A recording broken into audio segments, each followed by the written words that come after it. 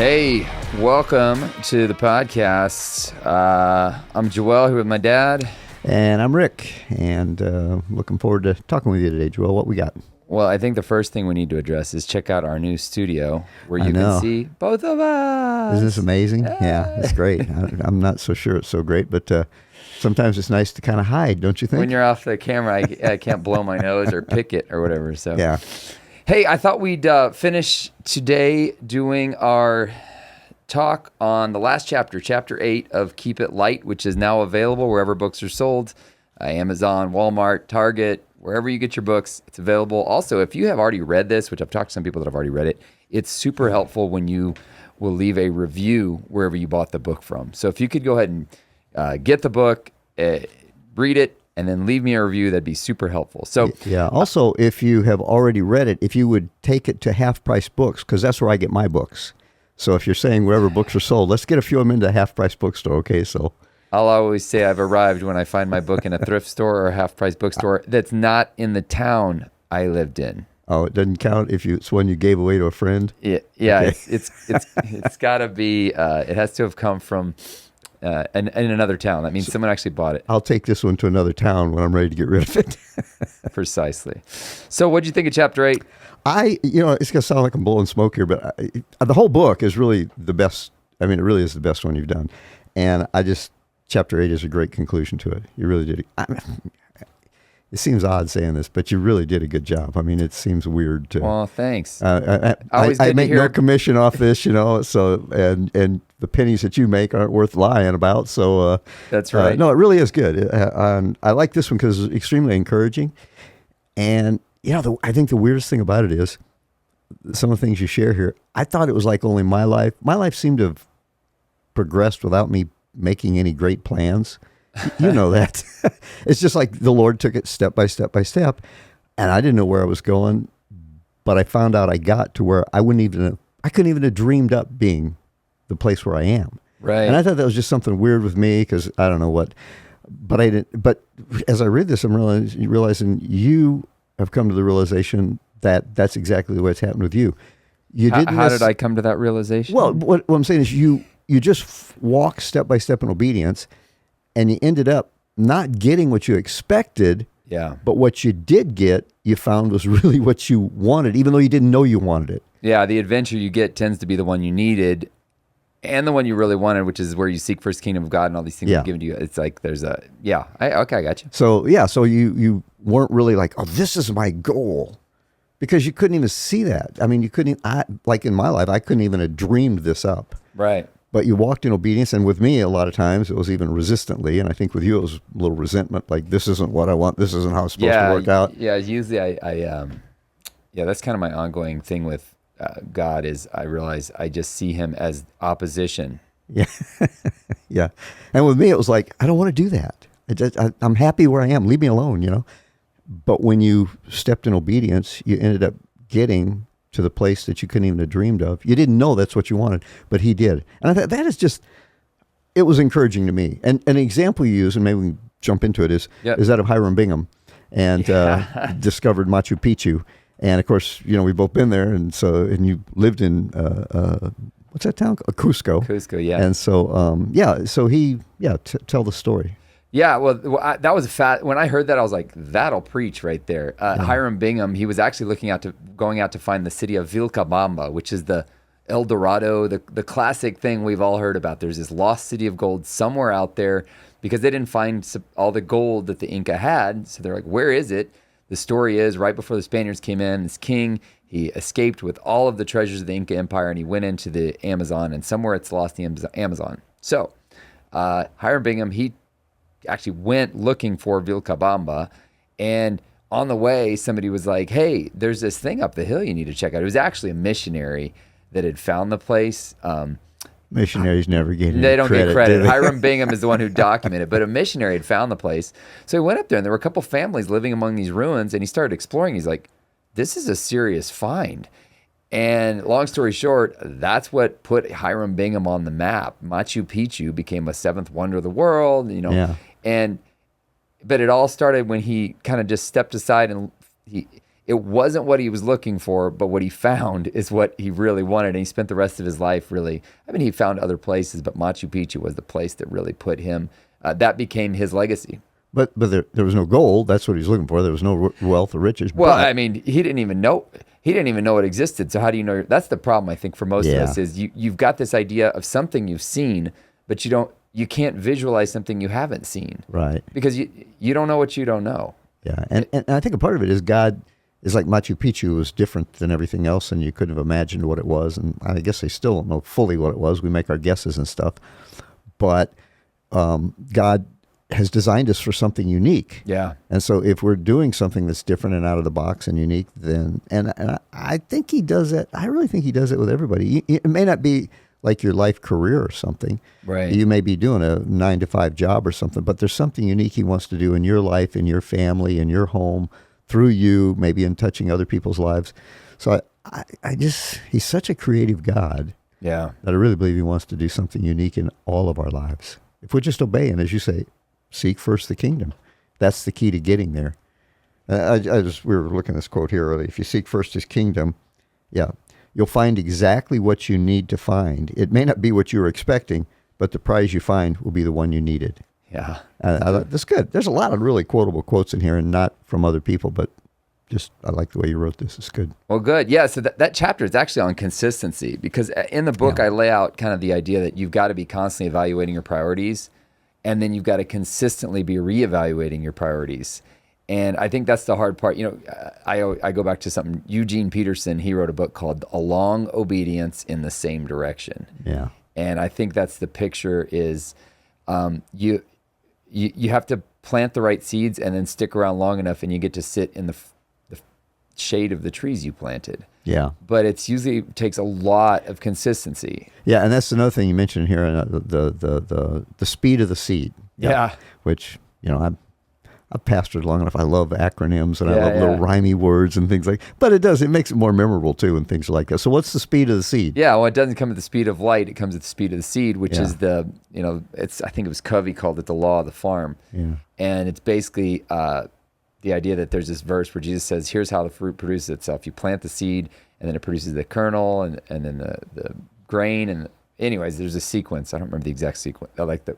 But he says, and then you're obviously not a farmer. Yeah. And then there's this harvest. And he's like, the fruit produces on its own. The farmer doesn't know how. It's like God's systems that he put in place. But if you plant seeds and then you don't go and dig up the seed the next morning to see if there's any progress, that'd be even I know not to do that. You plant the seed and then you let it sit there and you water it and you tend to it and you care for it consistently over time, and eventually you get this harvest. And the crazy thing is one kernel turns into thousands of kernels of corn. Yeah. It's what's amazing about a seed is that one seed produces lots of fruit, but you have to consistently stay consistent and really nurture, steward what God's given you. But it takes I tell people this all the time, it's going to take way longer than you think it is. I was talking to a guy the other day, he's feeling like he needs to branch out on his own and start his own kind of coaching and leadership. I said, it'll probably take 10 years. And he goes, 10 years? I don't know if I have that much patience. I wouldn't have said I had that much patience either, but here I am 10 years later. Yeah. And the stuff I planted really 10 years ago, I'm just starting to see a little bit of green breaking through the dirt here. And I'm like, maybe there's some harvest here. Yeah. Well, and that can be discouraging, but if you give up, then the 10-year countdown hadn't started. Yeah, well, I mean, at least start, in a real way. Like, what better do you have to do? Yeah, exactly. Uh-huh. Play video games for 10 years and then go, why isn't that happening? Wow, for what me? a waste of time. Yeah. So there's no sooner time to start than now. And the thing is, it's not like you're totally barren like a farmer. I mean, he's got nothing when it's just sitting there in the dirt. Yeah. There are things happening in your life and stuff. Good things even are happening. That's it's true. Just it's not not the like full there's fruit. Yeah, I mean, but I think most of us type A types, which this book was written to type A's if you haven't figured this out, we're always like, it's not happening enough. There's stuff happening, but you're like, I need 10 times more of that is what I want. I need more of that to happen. I find that sometimes where I find myself stumbling into something that I'm really good at. I'm like, why can't I do this all day long? And we want to go that place, and maybe eventually you get to that place, but it's slow. It's a slow build. Yeah. Well, and I think a lot of times we don't realize what comes with that success. and we Yeah. probably would not be ready for it earlier, because Yeah. there's a lot of work and there's a lot of responsibility. It's like at least the other day, my granddaughter, she had her picture taken at, we went to the library bookstore sale, and somebody said, "Can I take a picture of her reading a book here? We're trying to promote the summer reading program." And so she's all excited about, "Yeah, I may get my picture in the newspaper." She's all excited about that, which is cool. And I think the guy asked her, he said, "What would it be like, to be famous?" And she recognized that, there'd be some problems with being famous. Yeah. So Yeah. that's interesting because I was reading this thing the other day, and they were talking about how Buddhists, when they're training students, they'll teach them a philosophy and they'll say, what are the positives of this and what are the possible downsides of this? Yeah. And I thought that's pretty brilliant. So we were talking the other day. She's like, "Dad, what if I became famous?" And I was like, "What would be the good of that?" And she talked about that. And then I said, "What would be the bad things that would come with being You're famous?" training a good little Buddhist, Joel. Well, I think it's a profound it thing is, because yeah. to think, okay, there's with every philosophy, there's this balance to it. And everybody wants to be famous nowadays, right? So I was like, I want to show her the reality of what it would be like to be famous, because the famous people I've met, some of them hate it. They can't go out without having to disguise themselves. And Yeah. so anyways, that's what that was all about. And that's why it's funny, because then he later was like, he asked her that, and I was like, we actually just talked about that this morning. What it would be like, what would be the downsides and the upsides of it. Yeah, and she had some, and there are. And so the point is, success, no matter what it is, there are some downsides to it. You got to keep this thing running. Now you got the ball rolling, and now you got to keep it going. And I had a really prominent Christian leader. He was a brilliant guy, amazing, godly man. And I asked him about that one time, and he said, "Here's the thing: if you keep going in this ministry thing for long enough, creating valuable content for people, one of your things is going to take off." And he's like, and then everybody's going to want you, right? And then he says, but the problem is you have to keep, because everybody's like, what have you done for me lately? Right, yeah. You have to keep producing this content, and you have to decide, can I keep producing at this level that people are demanding? Because people will consume and consume content. Yeah. But then you're yesterday's news 3 years later. And I've seen that. When he said that, I started observing, and I've seen that over and over again. You'll see the big guy who's at all the conferences now. Yeah. Shoo, shoo, shoo, shoo. And then it's like, if he doesn't keep producing content, he's yesterday's news. Yeah, and eventually you run out of content because that's all you got. Yeah. You've given it all, and you've reworded it 10 times, and you've got it in 5 different books that say the same thing. Yeah, because I don't Yeah. think we can be the whole counsel of God. That's what the Bible is. But you got a specific take on the whole counsel of God. Yeah. And that again, this isn't in the book topic, but that is why it's so important that we not find our identity in the stuff we do, but in who we are in the Lord and in our family and other things.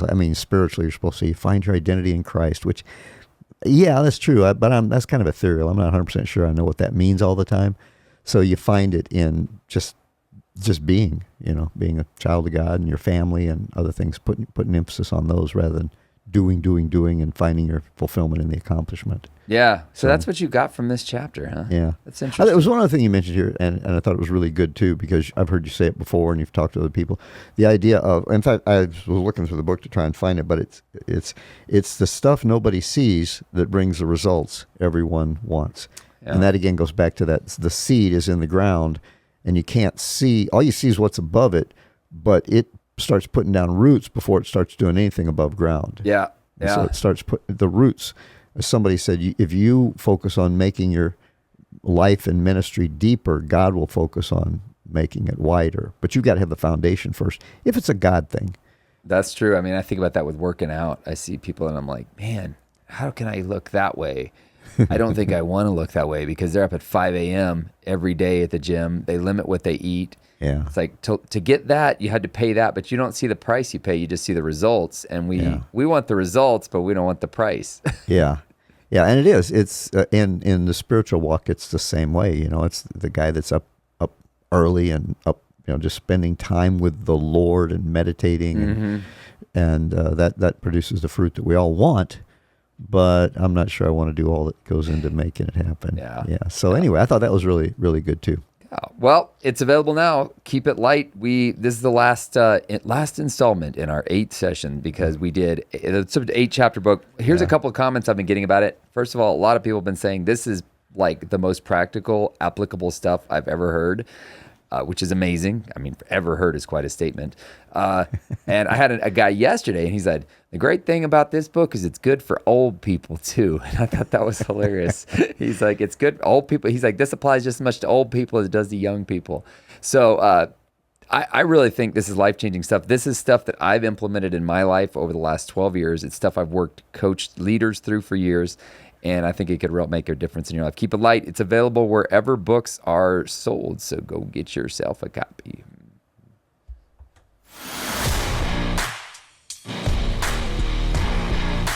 Thanks for listening. Please consider sharing this with your friends on the platform of your choice. For more from Joel Malm, visit joelmalm.com. For more from Rick Malm, visit rickmalm.com.